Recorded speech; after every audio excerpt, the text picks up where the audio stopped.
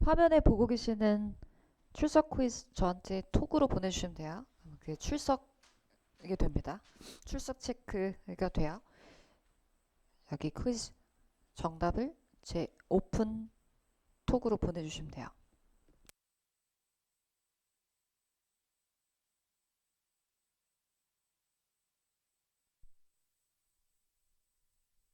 Number one. Number one.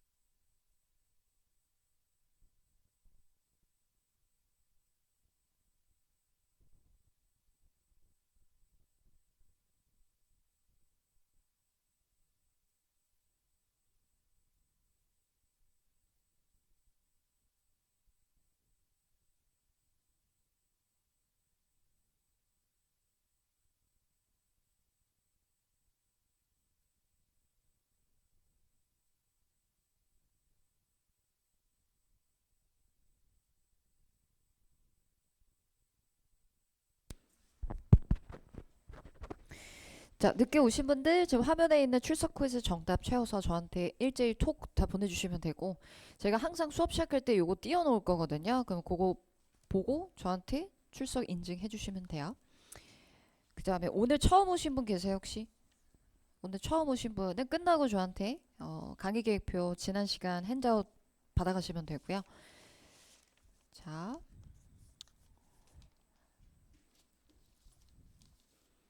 그다음에 오늘 우리 스터디 한 팀 편성된 걸로 제가 전달 받았는데 손 들어보세요. 스터디.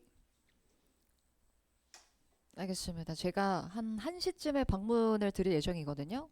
1시 조금 넘어서. 그래서 스터디 오늘부터 처음 모임 해주시면 되고. 자, 시작해 보겠습니다. 출석 퀴즈 점검해 보죠. 여러분, 출시하다라는 단어 뭐예요? launch. 동의어에 또 뭐가 있냐면은 출시하다의 대표적인 동의어 release가 있죠. 맞아요. 그 다음에 설명서라는 단어는요. 앞으로 많이 접하게 되실 텐데 manual이라고 합니다. 설명서. 동의어에는 뭐가 있을까요, 여러분? 동의어도 적어볼까요? handbook. 보통 설명서는 손으로 들고 볼 수 있는 크기의 교본, 책이죠. 근데 요즘은 웬만하면 다 디지털 커피본으로 우리가 볼 수 있지만 그 다음에 예산이라는 단어는 뭐예요? 예산? budget. 괜찮아요? 오케이. 저한테 톡 다 보내주시면 돼요. 이거 정답 기입해서. 됐죠? 좋아요. 제가 지난 시간에 그 리셋 플랜 작성하셔서 저한테 사진 찍어서 보내주세요 라고 했잖아요. 제가 받은 분들한테는 제 쉐도잉 컨텐츠 링크 다 전달 드렸고요. 그 다음에 아직 등록 인원 대비 많이 안 왔어요. 그래서 저한테 톡 안 보내신 분들은 오늘 중에 꼭 리셋 플랜 작성하셔서 저한테 보내주셔야 됩니다. 자, 시작해 볼게요. 우리 오늘 진도 데이 2 나가볼까요? 부교재 데이 2 찾아가시면 되고, 제가 첫날 수업은 반별 게시판에 그 녹화 영상 링크 올려놨습니다. 그래서 혹시 첫 수업에 결석하셨던 분들은 그 영상 꼭 시청하시는 것을 추천드리고, 자, 우리 오늘부터 이제 파트 2 진도를 먼저 시작해 볼 거예요. 그래서 최근에 파트 2가 바로 전시험에서도 조금 어렵게 나오고, 그다음 우리가 고득점 일단 진입을 하기 위해서는 파트 1, 2에서 득점률을 잘 만들어 놔야 된다라고 했죠. 근데 파트 1은 대부분 잘 하는 편이기 때문에 일단 파트 2부터 우리 바로 시작해 볼 겁니다. 자, 일단 파트 2에 대해 간략히 소개해 보면 파트 2는 7번부터 31번까지 해당이 되는 파트로 이제 문항 개수로는 이제 총 25문제로 구성이 되고 있죠. 파트 2는 질문이 나오고 그 질문에 가장 자연스러운 응답을 선택해 주셔야 하는 그런 파트이고요. 여러분 각 파트별로 여러분들한테 평가하고자 하는 능력이 다르잖아요. 파트 2는 쉽게 말하면 여러분들의 그 커뮤니케이션 스킬, 즉 영어로 말귀를 알아듣나 못 알아듣나 이거를 평가하는 목적의 파트라고 보시면 돼요. 아시겠죠? 그래서 파트 2에서 가장 중요한 핵심은요. 바로 화자의 의도 파악입니다. 핵심이 뭐라고요? 뭐라고요? 화자의 의도 파악이에요. 그게 파트 2에서 제일 중요한 키예요. 일단 우리가 이제 파트 2에 나오는 그 질문 유형들이 정해져 있고 그 유형별 접근 방법, 풀이법들이 대부분의 이론서에 이제 정리가 되어 있죠. 그래서 그런 풀이법들을 우리도 이 시간 같이 이제 쭉 정리를 해 나갈 건데, 우리의 목표는 풀이법을 벗어나는 소위 간접적인 응답 혹은 반전 응답, 난이도를 높이는, 변별력을 높이는 그런 답변들의 대비를 하는 것이 일단 우리가 앞으로의 파트 2를 다루는 데 있어서 가장 중요한 학습 목표라고 할 수 있겠습니다. 파트 2에 나오는 질문 유형은 크게 두 가지로 분류할 수 있는데요. 의문사 의문문과 비의문사 의문문 이렇게 나눌 수 있거든요. 그래서 우리 이 시간에는 의문사 의문문을 정리해 볼 거고요. 일단 핵심 전략부터 정리해 볼게요. 자, 파트 2를 접근하는 핵심 전략. 일단 여러분, 영어는 강세가 놓이는 언어입니다. 어떤 단어들의 강세를 주로 두고 읽냐면 중요한 내용을 전하는 단어들 위주로 강세를 두고 읽어요. 그래서 그러한 강세가 놓이는 키워드들을 우리는 내용어라고 이야기하는데, 영어로는 content words라고 하고요. 어떤 품사의 단어들이 이 내용어에 해당이 되냐 하면, 내용어 안에 포함되는 품사에는 뭐가 있는지 아세요? 뭐가 있을까요? 명사, 동사, 형용사, 부사, 플러스 의문사까지.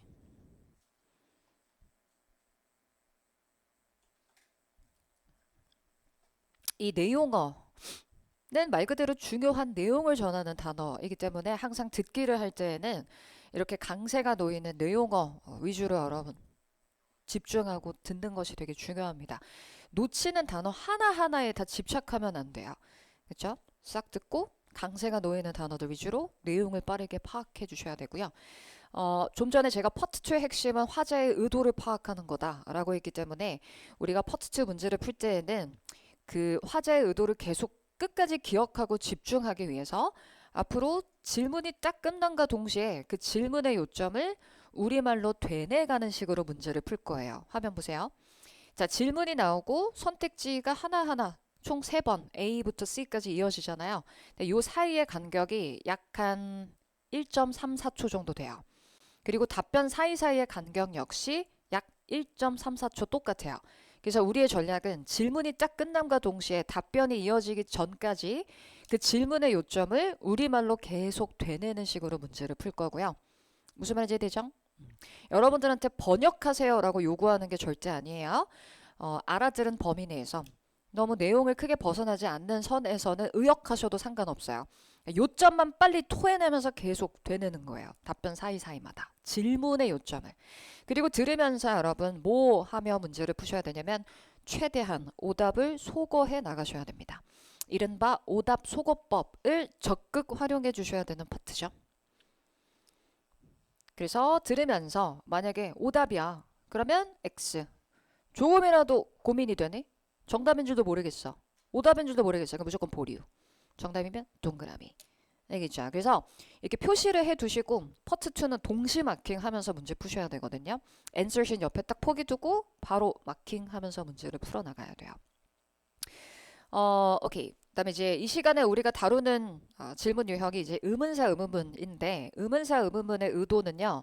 특정 정보를 요구하는 의도이거든요. 따라서 의문사가 요구하는 정보에 충실히 답을 하면 우선순위 응답이 되고, 질문에 대해서 긍정 부정의 답변을 취할 수가 없습니다. 의문사 의문문에는 yes or no로 답을 할 수가 없어요. 비슷한 기능에 okay, sure, that's right, I agree 이렇게 수락을 하거나 동의하거나 혹은 반대로 거절하거나 비동의하는 이런 긍정 부정의 답변은 절대 취할 수 없습니다. 아시겠죠? 오케이. 자, 그러면 우리는 이제 각 의문사별 잠깐만요. 각 의문사별 핵심 전략들을 좀 정리해 볼 건데요. 후부터 바로 시작해 볼게요. 의문사 후 부터 출발해 볼게요. 여러분 후는 우리가 사람을 묻는 의문사잖아요. 그래서 사람으로 답을 할 수 있습니다. 여기 블랙 포인트 전략들 하나씩 정리해 볼 건데요. 우리가 사람으로 답을 할 때 사람의 이름 나올 수 있고요. 그 다음에 사람을 뜻하는 명사로 직책 표현 나올 수 있겠죠. 매니저요, 부장님이요, 곽대리요 이렇게요. 그 다음에 여기에 밑줄 읽어두세요. 회사나 부서로도 답을 할 수 있어요. 쉬운 예를 들면 갤럭시 노트 누가 만들었어? 이러면 삼성 디자인 부서가 할 수 있잖아요. 그죠? 자, 예를 들어볼게요. 밑에 빈칸 한번 영작 완성해 볼까요? 이렇게 question 보세요. 누가 광고 캠페인을 담당하나요? 할 때 우리 무엇을 담당하다라고 하는 빈출 표현이 있습니다. 제가 앞에 알파벳 하나는 드렸어요. whose 무엇을 담당하다라고 할 때 여러분 in charge of 라는 표현 들어보셨어요?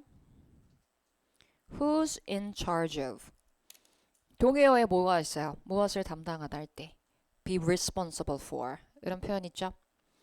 여러분 파트 2에는 else의 빈출 표현이 다 집약돼 있어요. 알겠죠? 그래서 내가 어휘력이 많이 부족해 이러면 쉐도잉 열심히 해야 돼요. 알겠죠? 파트 2 안에 물론 컨텍스트가 존재하는 파트는 아닙니다. 그치만 그럼에도 나중에 여러분들이 파트 3하고 4에서 많이 접하게 되는 표현들이 파트 2 안에 다 녹여져 있단 말이에요. 자, who is in charge of 그중 하나입니다. 담당자 물을 때 누가 담당하고 있니? who's in charge 이거죠. 자, 그럼 이제 답변 보세요. 일단 우리가 직책으로 답을 할 수 있겠죠. 그래서 난이도 하. 자, 일단 마케팅 부서의 책임자요 라고 할 때 우리 부서의 책임자, 부서를 이끄는 사람을 뭐라고 해요? H로 시작하는 head. 괜찮아요? head 사람 명사잖아요. 책임자. 근데 여러분이 head라는 표현 뒤로는 보통 이렇게 of라는 전치사와 함께 부서명이 많이 따라 나오거든요. 그러다 보면은 head of 이렇게 안 들리고요. 발음이 이렇게 살짝 붙여버리면 head of, the head of marketing department, the head of 이렇게 뭉개지는 경우가 많아요. 자, 그 다음에 두 번째 난이도 조금 높여서 이렇게도 답할 수 있어요. Global Media Incorporated 하면 회사 이름이죠. 그러면 글로벌 미디어 주식회사와 계약을 맺었어요를 완성시켜 볼게요. 여러분 우리 contract라는 단어는 계약서라는 뜻 외에도 동사로도 사용 가능한 거 알고 있어요? 그럼 계약을 맺다는 뜻이에요. 그러면 이 업체와 has been contracted 라고 하면 뭐겠어요? 이 회사가 계약을 맺었어요. 라는 얘기는 광고 캠페인을 담당하는 곳으로서 글로벌 미디어 인코퍼레이티드 그러니까 계약을 맺었다. 그러니까 업체가 담당할 수도 있잖아요. 아시겠죠? 그러니까 이런 식으로 답변이 나오면은 요럼 이제 난이도 상승해요. 왜? 후라는 의문사만 들으면 우리가 보통 사람만을 기대하고 듣는단 말이에요. 그래서 회사나 부서가 나올 수도 있다라는 거에 특별히 주의해 주셔야 됩니다. 자, 넘어가서 이번에는 what and which 의문사로 가볼게요. 이제 what이랑 which란 의문사는 우리가 늘 같이 이제 정리를 하는데요. what은 무엇 또는 무슨이라는 의미고 which는 어느 것 또는 어느라는 의미로 이제 쓰임새를 보시면 이 의문사 what and which 뒤에는 명사가 이어지는 경우들을 많이 볼 수 있어요. 이 경우 답을 결정하는 키는 바로 명사입니다. 자, what, which 뒤에 명사가 위치한다? 그럼 명사에 집중을 하는 거예요. 예를 들어보죠. question 보세요. 우리 예문 같이 읽어볼까요? question, what bus, 시작. What bus goes straight to the airport? 자, 그러면 what 뒤에 bus가 위치해 있죠? 답을 결정하는 키는 명사에 있다고 했잖아요. 그죠? 그러면 어떤 버스가 공항으로 바로 가나요? 그럼 답을 찾을 때 버스로 답을 찾는 거예요. 특정한 버스로. 그래서 예를 들어서 The Blue Express Bus 하면 되게 직접적이죠. 특정한 버스를 딱 이야기해 줬잖아요. 이게 직접적이면 난이도 하예요.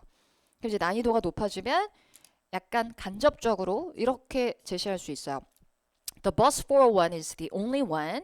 환승 없이 바로 가는 버스예요. 이렇게 만들어 볼게요. 우리 환승을 뭐라고 해요?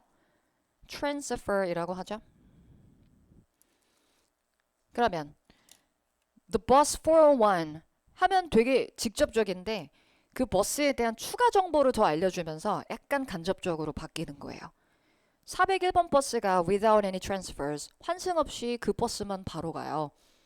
이게 환승이 없는 유일한 버스예요. 라는 얘기는 환승이 없이 공항으로 바로 가는 버스라는 것을 의미하는 거죠. 추가 정보를 더 던져주면은 응시자 입장에서는 뭔가 더 난이도를 높게 어렵게 접근할 수 있겠죠. 자, 그 다음에 의문사 what 뒤에 조동사 뒤 주어 동사의 어순으로 이어지는 질문이 있습니다. 이 경우 동사에 집중한다. 밑에 question 예문 통해 볼게요. 같이 읽어볼게요. what부터 시작. What should I do to prepare for the event? 자, 그러면 what should I do 하면 제가 무엇을 해야 하나요? 이잖아요. 그러면 뒤에 보니까 목적이 prepare for the event예요. 그러니까 행사를 준비하기 위해서 무엇을 해야 하느냐. 그럼 여러분 이제 동사에 집중을 해야 되니까 행사 준비를 위해서 해야만 하는 일로 답을 한다면 어렵지 않겠죠. 자, 직접적으로 알려줄게요. 예를 들면 이렇게 홀에 있는 의자 설치해 주세요. 하고 직접적으로 해야만 하는 일을 알려줄 수 있어요. 자, 의자를 설치해 주세요 라고 하면 우리 뭐라고 하면 될까요? Please set up the chairs in the hall. 직접적이죠? 자, 그러면 요걸 이제 약간 난이도를 높여볼게요. 이런 식으로도 답할 수 있습니다. 음향 장비가 점검되지 않았어요. 일단 예문 완성시켜 볼게요. The sound system. 주어가 사물이니까 수동태로 완성해야겠네요. 어떻게? Hasn't been checked. 이렇게 적어볼게요. 자, the sound system hasn't been checked. 하면 간접적이죠. 뭐 하라는 얘기예요? 음향 장비를 점검하라는 것을 좀 돌려 말했잖아요. 이러면 난이도가 상이에요. 간접적인 답변에 강해줘야 돼요. 자, 그 다음은 where하고 when 의문사로 가볼게요. 자, 장소를 묻는 의문사입니다. where 의문문에는 장소로 답할 수도 있고요. 자, 채워 넣으세요. 사람으로도 답할 수 있고요. 출처로도 답할 수 있어요. 꼭 장소, 물리적인 장소만 물을 때 where를 쓰진 않거든요. 예문 채워볼게요. 자, 평가 보고서 어디서 찾을 수 있나요? 가볼까요? 일단 어디서 찾을 수 있나요? 하면 where can I find로 시작하면 되고 평가 보고서에서 평가라는 단어는 빈출 단어예요. 이로 시작하는 단어 뭐예요? evaluation이라고 하죠. 평가라는 단어예요. 자, 평가 보고서 어디서 찾을 수 있어? 라는 질문에 첫 번째 on the manager's desk 하면 난이도 하. 장소로 답했죠. 자, 그러면 이번엔 조금 더 난이도 높여서 The manager took it yesterday. 매니저가 그거 어제 가져갔어. 할 수도 있죠. 그러니까 이런 경우에는 사람이 곧 장소가 될 수 있어요. 그 다음에 세 번째 답변 볼까요? 꼭 물리적인 장소가 나오지 않을 수도 있어요. You can download it from the company intranet.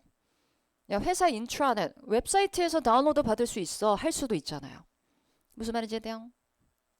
그래서 이렇게 출처로 답을 할 수도 있다. 이런 경우에 이제 물리적인 장소가 나오지 않을 수 있습니다. 자, 그 다음에 시점을 묻는 when 의문문에는요. 시점으로 답하면 대부분 다 잘 맞힐 거예요. 그럼 여기 빈칸 채워 넣을까요? 특정 행사나 모임 자리로도 답할 수 있습니다. 어떤 경우에 해당이 되는지는 이제 예문을 통해 기억해 두세요. 자, 일단 합병은 언제 발표될까요? 라는 질문 완성해 보세요. 합병을 뭐라고 해요? merger이라 하죠. When will the merger be announced? 언제 발표될까? 라는 질문에 뭐 직접적으로 시점으로 답한다면 in about 20 minutes 할 수 있는데 여러분 이거 해석 어떻게 해요? in about 20 minutes 하면 약 20분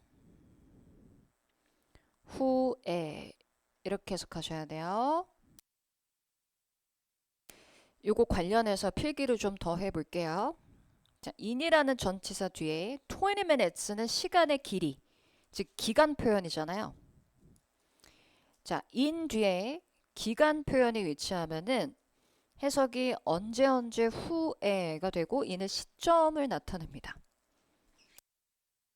조건은 이제 현재를 기준으로 해서 앞으로 미래에 대해서 이야기하는 경우에 언제 후에가 돼요. 근데 여러분 이제 우리가 in이라는 전치사 뒤에 장소 명사를 쓰면은 어디 안에라는 의미가 있다 보니까 한국 사람들은 in 20 minutes 하잖아요. 그럼 20분 안에 이렇게 해석을 하려는 경향이 있죠. 그런 경우라면은 다른 전치사를 쓰셔야 돼요. 바로 within 이란 전치사를 사용하셔야 그 기간 이내라는 의미가 되거든요. 근데 토익에서는 특히 listening에서는 in 플러스 기간이 되게 많이 나올 거예요. 언제 후에입니다. 예문으로 외워버리세요. in an hour, 1시간 후에. in 20 minutes, 20분 후에. in a week, 일주일 후에. 알겠죠? 자, 그래서 시점으로 이렇게 답하면 직접적인 응답. 그러면 이제 난이도를 좀 높인 응답을 살펴볼게요. 이런 건 어때요? The CEO will mention it in his closing remarks. 자, CEO가 그 부분에 대해서 in his closing remarks, 그러니까 폐회사 때 이야기하실 거야. 폐회사 때 merger, 이 합병에 대해서 발표할 거야. 말 되죠? 그 다음에 난이도 더 높여볼게요. 자, 직원 회의 동안에 라고 할 때 우리 뭐뭐 동안에 라는 전치사 있죠. during 또는 at the staff meeting. 직원 회의 동안 혹은 직원 회의에서. 자, 여러분, 이 직원 회의라는 행사가 열리는 동안에 발표할 수 있죠. 말 되죠? 근데 이런 경우는 이제 좀 암기를 해 두셔야 돼요. 왜냐하면은 우리가 만약에 답변에서 at the staff meeting 이렇게 나와버리면은 장소라고 생각하고 지울 수 있거든요. 근데 그 일이 일어나는 동안에 합병이 발표될 수 있잖아요. 그래서 특정 행사나 이렇게 모임 자리로 답을 하는 케이스가 있다. 특히 during이라는 전치사는 우리가 기간 전치사로 암기할 거예요. 아마 문법 시간에. 근데 파트 2에서는 when이랑 짝이 잘 맞는 답변이에요. 아시겠죠? 자, 넘어가서 이번엔 where versus when 이 두 의문사의 발음을 잠시 구분하는 시간을 가져볼 건데 여러분 이 두 의문사는 뭐 풀이법으로만 따져보면은 뭐 그렇게 난이도가 높을 것 같지는 않잖아요. 그럼에도 불구하고 의외로 오답률이 좀 높습니다. 그 이유는 발음이 혼동되기 쉽기 때문이거든요. 그래서 제가 영국식 발음의 서구 음성을 들려드릴 테니까 앞에 놓여있는 의문사가 무엇인가 한번 잘 고민해보세요. 알겠죠? 화면 보고 들으세요. Where did you stay in Paris? When do we need to return these books? 한 번 더. Where did you stay in Paris? When do we need to return these books? 가볼까요? 첫 번째 질문 속 의문사 뭐예요? Where did you stay in Paris? 이거 뭐예요? Where did you stay in Paris? 첫 번째가 우리말로 답해보세요. 언제예요? 어디예요? Where did you stay in Paris? 첫 번째는 어디, 두 번째가 When do we need to return these books? 언제예요? 구분돼요? 제가 지금은 기회를 여러 번 드렸고 우리가 딱 목표를 갖고 들었잖아요. 근데 실전에서는 기회는 한 번뿐이고 출제자는 함정으로 장소 시점을 같이 던져놓을 거거든요. 그래서 순간 헷갈리기 쉽습니다. 그래서 어떻게 구분해야 되는지를 알려드리면 여러분 우리가 장소를 묻는 의문사의 경우 자, 요 art 사운드가요. 이제 나라마다 좀 달라질 수 있겠죠? 자, 다시 적어볼게요. when 하고 where 하고 발음을 어떻게 구분해야 하는지 알려드릴게요. when부터 가볼게요. when. 여러분 when의 경우는 우리말 표기대로 적으면 이렇게 쓰잖아요. when 하고 길게 끌어보세요. 발음을 when 해보세요. when 할 때 여기 코 주변에 진동 느껴져요? 진동이 느껴져야 돼요. 사람이면 다 들어있어요. when 했을 때. 이 nasal sound, 비음이 다 들어있어요. 미국 사람이든 캐나다 사람이든 영국 호주식이든 다 들어있어요. when 했을 때. 반면에 이 art 사운드는 이제 나라마다 조금 달라질 수 있는데 미국 성우들은 굴려 읽는 걸 좋아할 거기 때문에 where 혀를 굴려줄 거고 영국이나 호주식은 굴리는 거 안 좋아하잖아요. 그러니까 where 끝을 건조하게 날리죠. 이거 다 알죠? 문제는 뭐예요? 질문 안에서 뒤에 이어지는 조동사까지 읽다 보면은 이 어를 발음할 겨를이 없어요. 그래서 결과적으로는 장소를 묻는 의문사는 어떻게 들릴 가능성이 크다? where로만 들린다. 그럼 어떻게 구분해야 돼요? when, where, when, where. 콧소리에 유무를 놓고 판단을 해야 돼요. 알겠죠? 물론 뭐 내가 놓쳤어. 그럼 이제 그때는 주변에 놓이는 단어들을 바탕으로 적절한 의문사로 이제 유추를 좀 해서 접근을 해야 되겠지만 1차적으로는 딱 들어서 한 번에 언제 이렇게 가야 돼요. 알겠죠? 그래서 다시 우리 쉐도잉 한번 해볼까요? Where did you stay in Paris? 이거 읽어보세요. Where did Where did you를 읽죠? 같이 시작. Where did you stay in Paris? Where did you가 훨씬 편하죠. 반면에 얘는 어때요? 스피커. When do we need 진동 느껴져요? when do we need to return these books? 이게 이제 울리잖아요 여기. 같이 읽어보세요. 시작. When do we need to return these books? 오케이? 자, 여기까지. 자, 이그샘플로 가서 한번 적용해 보겠습니다. 세 문제 가볍게 워밍업 해볼 거예요. 자, 문제 풀 때 질문의 요점 계속 되뇌면서 문제 푸세요. 그리고 오답 소거해 가면서 여러분 문제 풀 땐 받아쓰기 해서는 안 돼요. 간혹 파트 2 문제 풀 때 질문을 듣고 질문을 막 쓰는 사람들이 있어요. 예를 들면 질문 앞에 when이었다고 막 when을 막 쓰지 마세요. 쓰는 것 대신에 입으로 간추려서 되뇌잖아요. 그게 훨씬 효율적이에요. 그리고 뭘 쓰려고 하는 순간 여러분 듣기에 소홀하게 될 수밖에 없어요. 집중력 분산돼요. 알겠죠? 가볼게요. 출발. Number 1. What do you want to get from the mall? A. I want to ask for a raise. B. Just a sweater. C. They bought some more.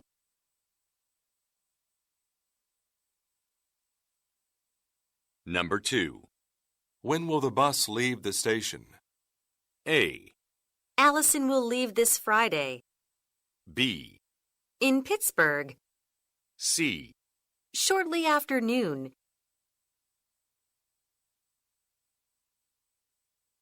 Number 3. Where will the award ceremony be held this time? A. Nearly all company employees. B. At the Moonlight Hotel downtown. C. It was Jacob that took the prize. 가볼까요? 정답 불러드릴게요. 순서대로 보이스 보이입니다. 괜찮았죠? 어렵지 않았죠? 오케이. 그러면 뭐 워밍업이었으니까 이거 하나만 좀 볼까요? 파트 2는 빈출 표현이 다 집약되어 있다라고 했죠. 그래서 요거 1번 한번 따라 읽어볼게요. What do you want to get from the mall? 시작. What do you want to get from the mall? What do you want to get from the mall? 시작. What do you want to get from the mall? 아 뭐예요? 너 뭐 사고 싶어? 이렇게 가면 되죠. 그러니까 듣고 여러분 그러니까 완전 번역할 필요는 전혀 없어요. 우리 스크립트에 나와 있는 대로 완벽하게 번역할 시간 없어요. 그냥 딱 듣고 요점만 탁 토해내면 뭐야? 너 쇼핑몰에서 뭘 사고 싶니? 그러니까 뭐 사고 싶어? 뭐 갖고 싶어? 이런 식으로 되뇌가시면 돼요. 자, A번 쉐도잉 해보세요. I want to ask for a raise. 시작. I want to. I want to ask for a raise. 시작. I want to ask for a raise. ask for a raise의 의미가 뭐예요? I want to ask for a raise. ask for a raise. 가 뭐예요? 여러분, raise라는 단어는 여기서 셀 수 있고요. 명사일 때 무슨 뜻이 있나요? 토익에서. 회사 생활 베이스라고 생각했을 때 컨텍스트일 때 회사 생활 컨텍스트에서는 raise는 급여의 인상을 뜻합니다. 그러니까 파트 2에서는 여러분 이렇게 회사 생활하고 관련한 빈출 표현들이 이렇게 막 대거 등장을 해요. 아시겠죠? 그래서 파트 2에서 나오는 생소한 표현들이 있다면은 그거 딱 확인하고 넘어가 두셔야 돼요. 나중에 3, 4에 다 나와요. 그래서 ask for a raise는 뭐예요? 급여 인상을 요청하다라는 뜻이죠. 그래서 임금 인상, 나 인상을 요청하고 싶어. 너는 일단 말이 되지 않죠. 됐죠? 그래서 어렵지 않았어요, 답변은. Just a sweater. Just a sweater. 그래서 나 그 스웨터 갖고 싶어. 정답은 boy. 됐죠? 오케이. 자, 그러면 다들 잘 맞힌 것 같으니까 난이도 살짝 높여볼 거예요. 우리 어디로 가실 거냐면 고난도 유형으로 바로 가겠습니다. 다음 장 넘겨보세요. 고난도 유형. 이제 까다로운 난이도 답변들에는 뭐가 있을까 정리해 볼게요. 일단 첫 번째는요. 그 질문의 전체 내용을 정확히 듣고 접근을 해야 하는 경우에 난이도가 약간 상승합니다. 특히 의문사 의문문의 경우는 대부분의 사람들이 이제 질문 앞에만 너무 집중하는 경향이 있어요. 자, 예를 들어 볼게요. 여기 예문 완성시켜 볼까요? 사무실 모두를 위해 누가 커피를 샀나요? 라고 할 때 후라는 의문사는 소위 의문 대명사라고 해서 뒤에 후라는 의문사가 본인이 명사의 역할을 대신하기도 해요.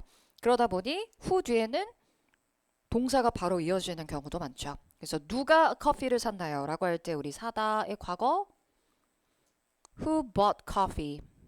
이렇게 쓰면 되겠죠? Who bought coffee for everyone in the office? 사무실 전부를 위해서 누가 커피를 샀어? 라는 질문에 자, 눈으로 먼저 연습해 볼게요. 답변 2개 있죠? 눈으로 먼저 생각해 보세요. 보면서.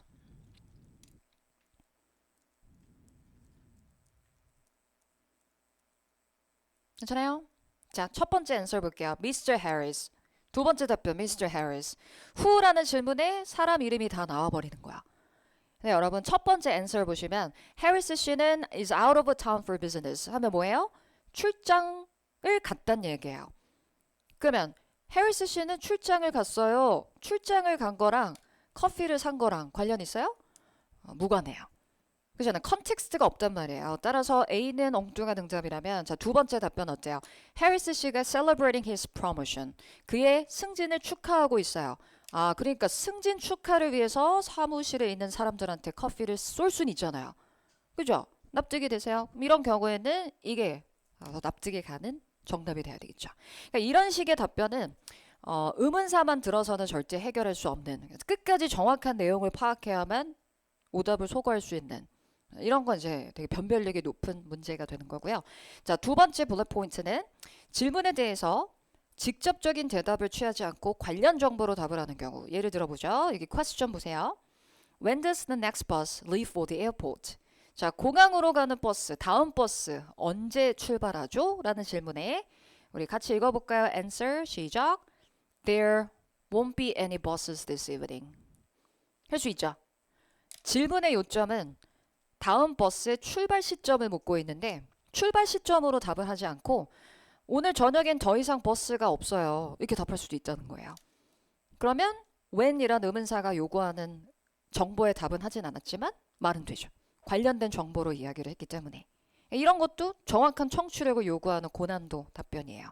그 다음에 세 번째, 모호한 응답에 밑줄 별표 그려두시고 여러분 파트 2에서 모르겠어요로 해석이 되는 답변을 모호한 응답이라고 보통 이야기하죠. 이 모호한 응답은 웬만한 질문에 다 말이 되는 정답이 되게 잘 되는 표현들입니다. 그래서 아래에 있는 내용들 과제할 때 쭉 참고하시고요. 직접적으로 I don't know, I have no idea 이러면 난이도 하. 근데 이제 모르겠다는 건 약간 돌려 말하는 식의 답변들이 있어요. 몇 개 짚어볼까요? 이런 거 있잖아요. Check the schedule on the wall. This printout should say we are considering few options. 이런 거 다 모르겠다는 거예요. 납득돼요? 또 I was wondering the same thing. That's a good question. 그것도 모르겠다는 거예요. 이해되세요? 이런 식의 답변들은 모호한 응답 중에서도 난이도 상이에요.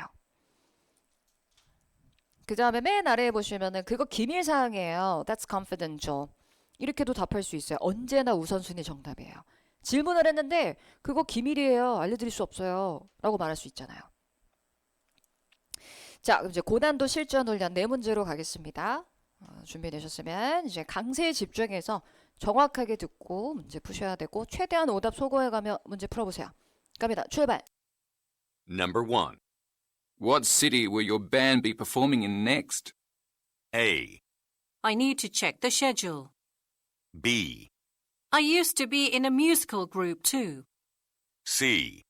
Live performances can be a lot of fun.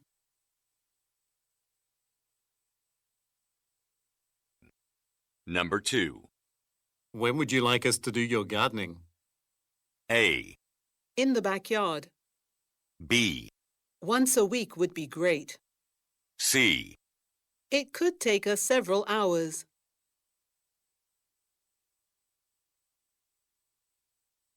Number 3. Which bus goes straight to the airport? A. The one in my office. B. Every 20 minutes. C. There should be a sign.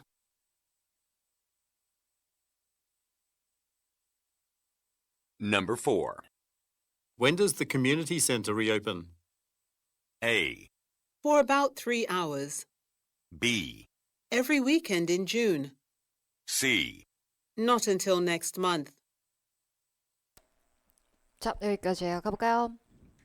정답 일단 불러드릴게요. 자, 순서대로 A, B, C, C입니다. 가볼까요? 여러분, 의문사, 의문문은 보통 이제 난이도가 그렇게 높지 않아요. 직접적인 답변, 풀이법 내의 답변을 취하는 경우에는. 그래서 이런 약간 좀 까다로운 문제들을 많이 좀 다뤄보셔야 됩니다. 자, 1번부터 한번 점검해 볼 건데 제가 끊어 들려드릴게요. What city will your band be performing in next? What city will your band be performing in next? 자, 끊어볼게요. What city will your band... 여기까지. 앞에 의문사 what, 그 뒤에 명사는 city였죠. What city will your band? 여기까지 들었어요? What city? 어떤 도시에서 당신의 밴드가 be performing in next? 뒤에 동사구 be performing. Be performing in next? next, be performing in next. 그러니까 어느 도시에서 다음번에 공연을 하실 건가요? 이거였어요. 괜찮아요? 오케이. 자, 그럼 이제 우리가 예상할 수 있는 답변은 다음으로 공연을 할 도시 이름으로 답을 하는 거잖아요. 네, A번 보세요. I need to check the schedule. 쉐도잉 해보세요. I need to check the schedule. 시작. I need to check the schedule. 여러분, schedule은 어색하게 들리면 안 돼요. 앞으로 많이 나올 거니까. Schedule. schedule, 영국 호주식 발음이죠. schedule. 일정표 확인해 봐야 돼요. 이렇게 답할 수 있죠. 이 대표적인 모호한 응답이에요. 우리가 모르겠어요 라고 답을 할 때 뭘 확인해 봐야 돼요. 어디에 나와 있어요. 누구한테 물어보세요. 이거는 결국 모르겠다는 가장 쉬운 모호한 답변이라고 볼 수 있거든요. 그래서 정답은 A가 되는 거죠. 이거는 넘어갈게요. 자, 그 다음 문제 2번을 한번 들어볼 건데 When would you like us to do your gardening? 요거 받아쓰기 할 거예요. 여백에 적어보세요. When would you like us to do your gardening? When would you like us to do your gardening? When would you like us to do your gardening? When would you like us to do your gardening? When would you like us to do your gardening? To do your gardening? To do your gardening? 적으셨어요? 일단 질문 앞에 When would you like us? 이렇게 시작했죠? 저희가 언제 뭐뭐 하기를 원하시나요? 이렇게 시작했는데 이 문제를 해결하기 위해선 이게 중요해요. To do your gardening. 뒤에 to do your gardening 이걸 듣는 게 되게 중요해요. 여러분 가드닝이 뭐예요? 정원 가꾸기, 그러니까 가드닝이거든요. do gardening 하면은 정원 일을 하다, 원예하다 이런 의미인데 이제 뭐 예를 들면 화초를 심는다거나 물을 준다거나 잡초를 뽑는다는 이런 정원 관리를 하는 활동 전반이 다 가드닝이에요. 그러면 우리가 이제 예상 가능한 답변은 일단 언제 정원 일을 해드리기를 원하시죠? 언제 원하는지 시점으로 우리가 보통 이제 예상을 할 거란 말이죠. 근데 여러분 그 정원을 가꾸는 일은요 되게 주기적으로 일어날 수 있는 일이에요. 그죠? 무슨 말이냐면 그 정원 관리라는 게 이제 보통 한 번 하고 끝나는 일이 아니라 되게 주기적으로 꾸준히 이제 정원 관리를 받잖아요. 그리고 토익에 그러한 상황도 자주 나와요. 잔디 관리 서비스 같은 거 주기적으로 받는 이런 가드닝 서비스를 문의하는 상황들도 자주 나오거든요. 자, 일단 A번부터 최대한 오답 쳐낼 거예요. In the backyard. 패스. In the backyard. 이건 장소로 답했죠. 그러면 일단 A는 지울 수 있겠죠. when 정확히 when이었으니까. 자, B번을 받아쓰기 해두세요. 그 아래. Once a week would be great. Once a week would be great. 자, 뭐라고 답했냐면은 once a week would be great. 이렇게 답했어요. 됐어요? once a week. 그러면 여러분 once a week만 들으면 빈도 표현이잖아요.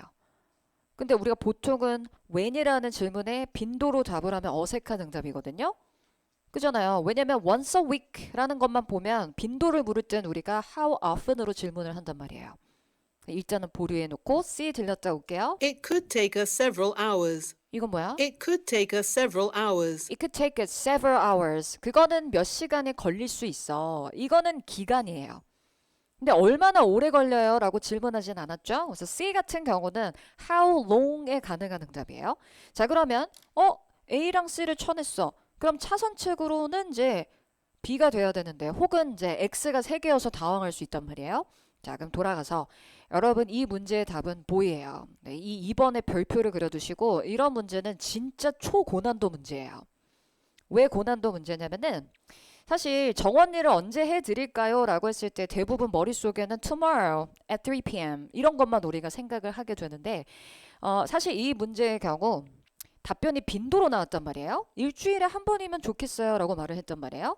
이게 가능한 이유는요. 앞서 이야기했던 것처럼 이 가드닝, 정원 관리라는 서비스는 정기적으로 일어나는 업무의 맥락이기 때문이에요. 그래서 제가 다른 예시를 좀 들려드릴게요. 이거 필기해 두면 좋을 것 같은데 화면 보세요. 이렇게 좀 정리하면 이해가 되실 거예요.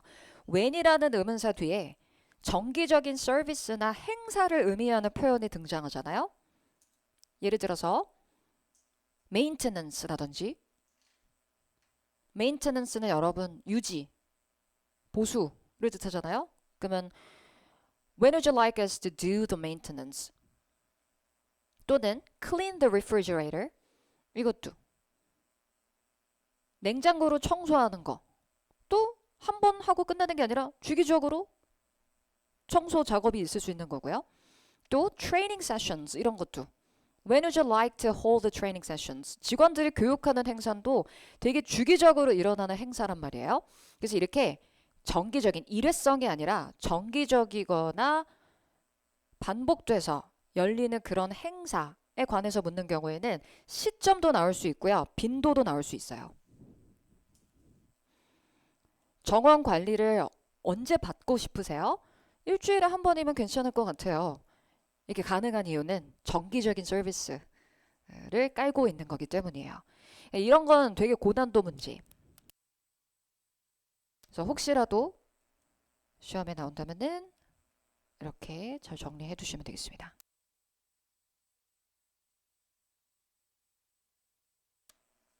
됐죠? 필기할 게 많아요. 이런 것만 적으면 되잖아요. 이것만 노란색만. 예문을 다 적을 필요 없이. 됐죠? 오케이. 그래서 2번은 진짜 난이도가 높은 문제라고 볼 수 있겠습니다. 시험에 나오면 이 문제 진짜 많이 틀릴 가능성이 있다. 자, 그 다음에 넘어가서 3번 한번 들어볼까요? Which bus goes straight to the airport? 여러분 질문 앞 두 단어 뭐였어요? Which bus goes straight? Which bus?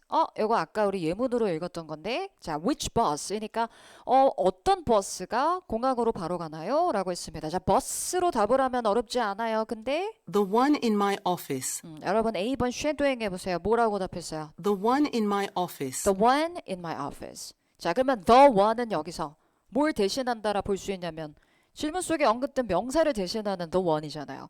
제 사무실에 있는 거예요. 사무실 안에 버스가 있다는 거예요? 말이 안 되죠. 괜찮아요? 그러니까 이런 거는 그냥 which bus, 위치만 듣고 푸는 사람들은 the one 하고 이게 A를 매칭한다고요. 왜냐면 which랑 the one은 짝이 잘 맞아요. 풀이법에 그런 게 있어요. 근데 들어보니까 약간 말이 안 되잖아. 제 사무실에 있는 거예요. 제 사무실에 있는 버스가 공항으로 바로 말이 안 돼요. 그럼 보리우. Every 20 minutes. 요건 빈도로 답했죠? 배차 간격으로 pass. There should be a sign. 그러니까 이렇게 C에서 답이 딱 나와버리면 확신이 없는 사람은 죄다 A를 찍을 거예요. There should be a sign. 뭐라고 답했어요? There should be a sign. 한 무슨 뜻?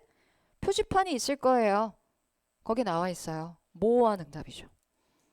이런 식의 답변 외에도 또 뭐가 있어요? You should ask the receptionist. 다 같은 패턴이에요. Check the sign over there. 답변 똑같아요. 모르겠어요. 괜찮아요? 자, 그다음에 4번 들어보세요. When does the community center reopen? 자, 이것도 앞에 When does the 일단 의문사는 when does windows 할 때 소리 들어 있었죠? 자, when does the community center reopen? 뒤에 동사 뭐였어요? 동사 놓치면 안 돼요, 여러분. 파트 2에서 제일 중요한 핵심 키워드는 동사예요. When does the community center reopen? 동사 Reopen. reopen이에요. 그럼 여러분 커뮤니티 센터가 언제 reopen 하나요? 그래서 reopen이 뭐죠? 단순히 문을 열다가 아니잖아요. 중단이 된 게 재개된다는 의미를 가지고 있잖아요. reopen은 닫혔던 걸 다시 여는 거예요. 이해되죠?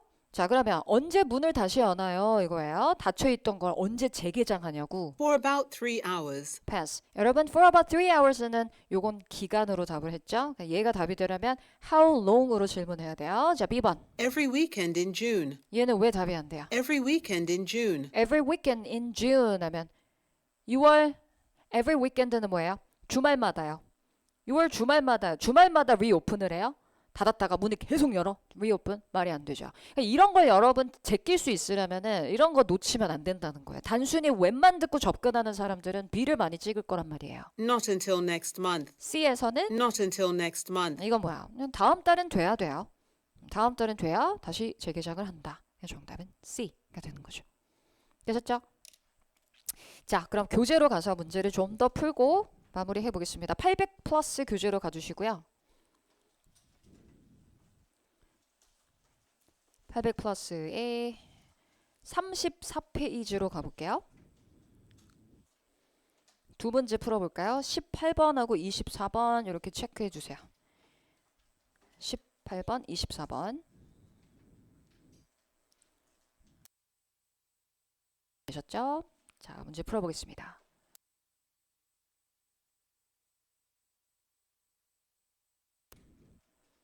Number 18. Who did you hire to cater your birthday party? A. I went with your recommendation. B. The guest list was changed. C. No, we hired at least 2.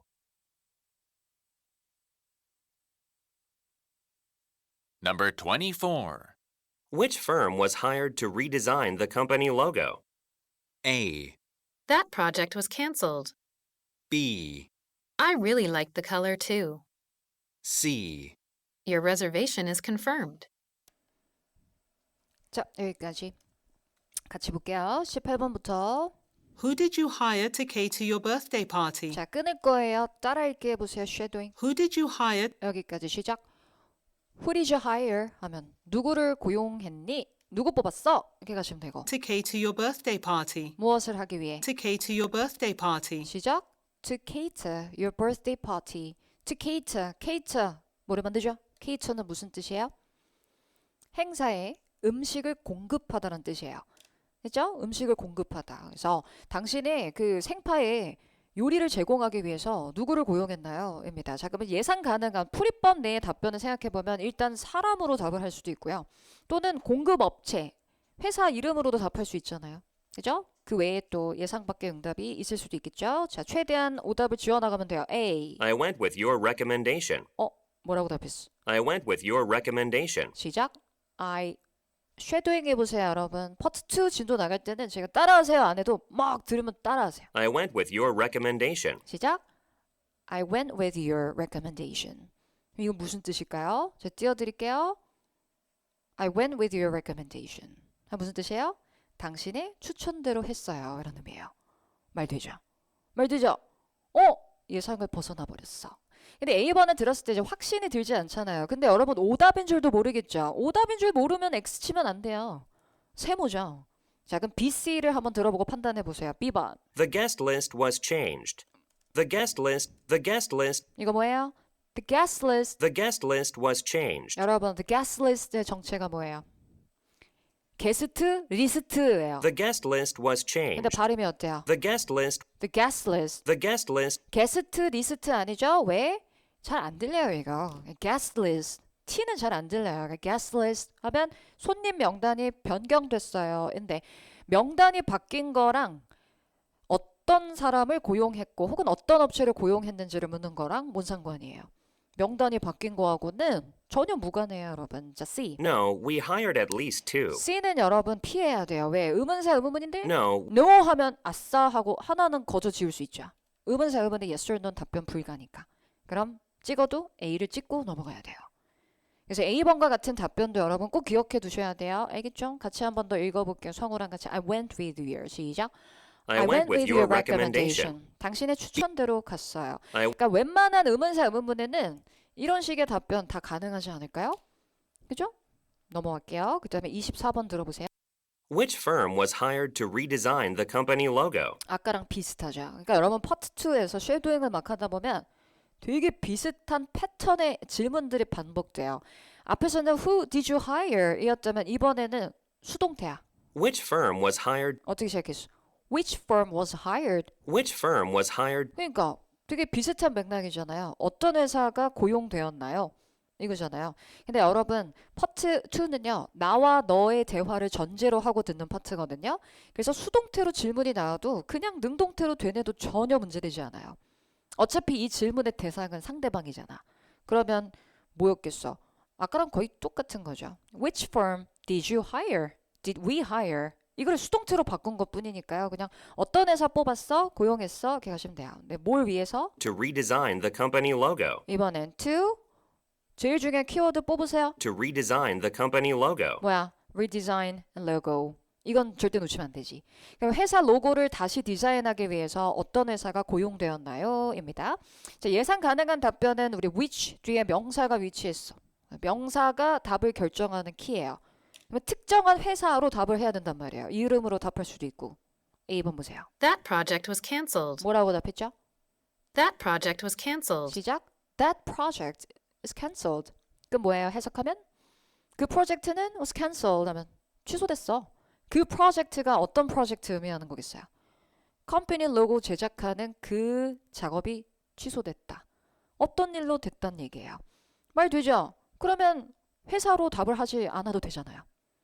그래서 정답은 A가 되는 거죠. 자, 고민됐다라고 또 가정해보고 B번 들어보세요. I really like the color too. 너무 오답이잖아. I really like the color too. 나도 색상이 정말 마음에 들어. 뭐 너무 말이 안 돼. C. Your reservation is confirmed. 당신의 예약은 확정되셨습니다. 그게 어떤 회사 고용됐어요?랑 뭔 상관이에요?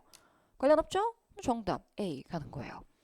여러분 파트 2는 최근에 난이도가 되게 높아지고 있는 추세다라고 했는데 어느 순간부터 계속 이렇게 문제가 풀려요.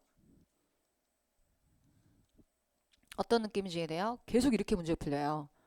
특히 20번 때 진입하면서부터 이런 문제들이 연달아서 막 나와요. 그러면 멘탈이 이제 막 흔들리기 시작하는 거죠. 그래서 한 26번 때부터 31번 때까지 연달아서 이렇게 막 잽을 계속 날린단 말이에요. 출제자들이 잽 하다가 막 갑자기 엄청 고난도가 나와 막. 그러면 이제 31번 같은 데서 또 엄청 난이도 높은 거 막 나오잖아요. 그럼 이제 거기서 멘탈이 흔들리면 어떻게 돼요?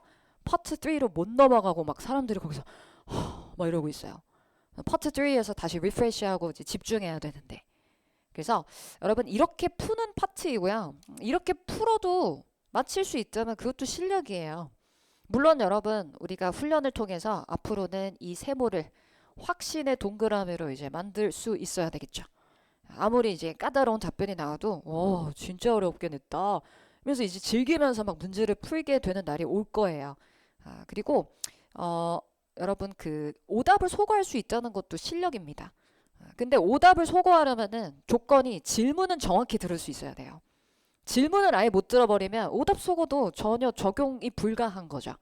그래서 평소에 여러분 파트2는 진짜 정석대로 학습하셔야 돼요. 진짜 귀를 뚫는 연습을 많이 하셔야 돼요. 그래서 진짜 청취력으로 진검승부를 보시면 아무리 난이도가 높아도 충분히 오답 지우면서 접근할 수 있거든요. 그것도 실력이고요. 그래서 우리가 청취력, 귀를 뚫기 위해서는 뭐 해야 된다? 뭐 해야 된다? 쉐도잉 많이 하셔야 돼요. 쉐도잉. 그리고 제가 오늘 수업 때 막 풀었던 문제들 그리고 선별해서 지금 교재에서 푸는 문제들 보면 약간 난이도가 좀 높은 문제들이에요. 그래서 이 문제를 제외하고 여러분 집에서 과제 하시면 나머지는 아마 다 맞힐 거예요. 근데 이제 우리의 목표는 이제 고득점이잖아요. 그러면 고득점을 위해서는 파트 2에서 득점률을 확 높여놔야 돼요. 그래서 이런 변별력 높은 문제들을 이제 일부러 쌤이 선별해서 막 푸는 거니까 오늘 수업 듣고 와 파트 2가 이렇게 어려울 줄은 몰랐어. 그런 문제만 우리가 선별해서 푼 거예요. 알겠죠? 그러니까 집에서 과제 잘 해주시고요. 오케이. 반별 게시판 네, 모든 게 또 다 정리되어 있으니까 과제 잘 진행해 주시면 되겠습니다. 오늘 여기까지 하도록 할게요. 모두 수고하셨어요.